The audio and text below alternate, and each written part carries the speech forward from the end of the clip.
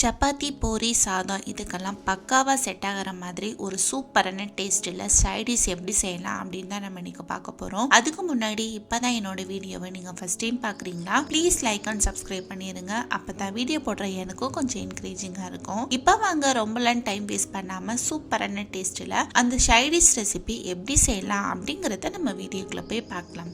Welcome to Saji சமையல். First ஒரு அகலமான கடாயை பார்த்து எடுத்துக்கோங்க. அதில் நான் இன்னைக்கு ஒரு 5 ஸ்பூன் அளவு கிட்ட எண்ணெய் சேர்த்துக்கிறேன். எண்ணெய் நல்லா காஞ்சதும் இதுல 1 ஸ்பூன் அளவுக்கு மஞ்சள் தூள், 1 ஸ்பூன் அளவுக்கு உப்பு, அடுத்ததா ஒரு மீடியம் சைஸ் அளவு காலிஃபிளவர் எடுத்து நல்லா வாஷ் பண்ணிட்டு இந்த மாதிரி குட்டி குட்டி பீஸா கட் பண்ணி வச்சிருக்கேன். அதை இதுல போட்டு அந்த எண்ணெயில போட்டு நல்லா வறுத்து விட்டுக்கரலாம். இந்த மாதிரி வறுத்து அந்த சைடி செய்யும் போது ரொம்ப ரொம்ப சூப்பரான டேஸ்ட்ல இருக்கும். ட்ரை பண்ணி பாருங்க. இப்ப பாருங்க அந்த எண்ணெயில இது நல்லா மிக்ஸ் ஆகி வந்துருச்சு. இந்த டைம்ல இதை ஒரு 5 நிமிஷத்துக்கிட்ட மூடி வச்சிடலாம்.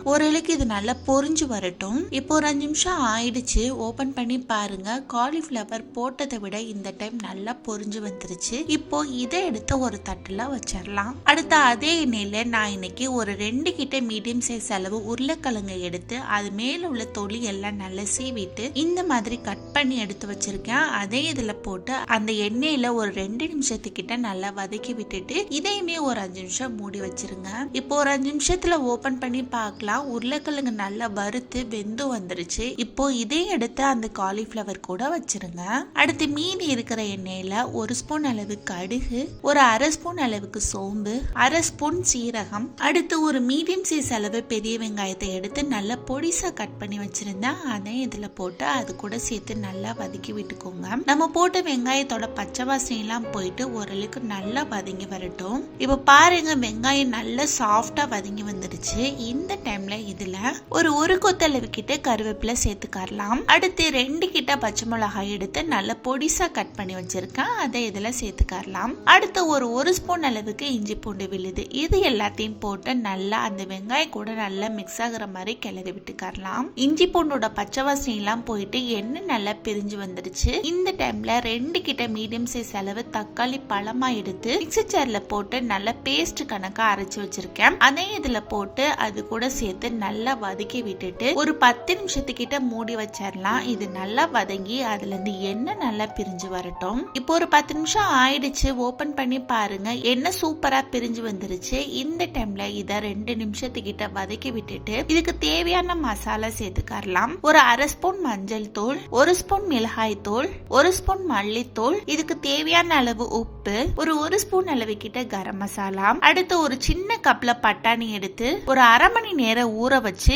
வேக வச்சு எடுத்து வச்சிருக்கேன். அதை தண்ணியோடய சேர்த்து இந்த மசாலா எல்லாம் அதுல நல்லா செட் ஆகுற மாதிரி கிளறி விட்டுக்கோங்க. இப்ப பாருங்க மசாலா எல்லாம் அந்த கிரேவில நல்லா செட் ஆகி வந்துருச்சு. இந்த டைம்ல நம்ம ஃபர்ஸ்ட் வதக்கி வச்சிருந்த காலிஃபிளவர் பிளஸ் உருளைக்கிழங்கு இதையும் அது கூட போட்டு வதக்கி விட்டுக்கலாம். பாருங்க மசாலா எல்லாமே இதுல சூப்பரா நல்லா அப்சர்வ் ஆயிடுச்சு. உங்களுக்கு கிரேவி மாதிரி வேணும் அப்படின்னு நினைச்சீங்கன்னா கொஞ்சமா தண்ணி ஊத்தி இதை நல்ல கிரேவி பதத்துக்கு கிளறி விட்டுக்கலாம். எனக்கு இந்த மாதிரி இருந்தாலே போதும். அதனால நான் தண்ணி எதுவுமே சேர்த்துக்கிறாம இப்படியே மூடி வைக்க போறேன். இந்த மசாலா எல்லாம் அந்த காலிஃபிளவர் உருளைக்கிழங்குல நல்லா செட் ஆகி வரட்டும். இப்போ ஒரு 10 நிமிஷம் ஆயிடுச்சு. ஓபன் பண்ணி பார்க்கலாம்.